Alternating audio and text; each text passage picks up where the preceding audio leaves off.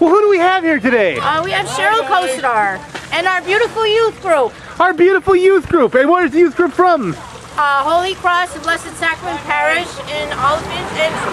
That's wonderful. What are we doing here today? I know we're washing cars. They are raising money for the woman that lost her children, her husband, and her sister-in-law in Pottsville to help her out.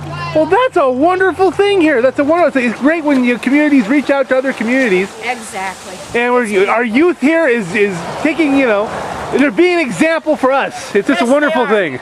They say there's bad kids. Well, guess what? There's good kids. That's right. We got some good kids going on here. Donations, $5. You want to come down and get your car washed? Come down and get your car washed. We got you. Thank you. Actually, that's the future. There's no question. Go act like a nut out there. All right, very cool. Thank you so much. Bye.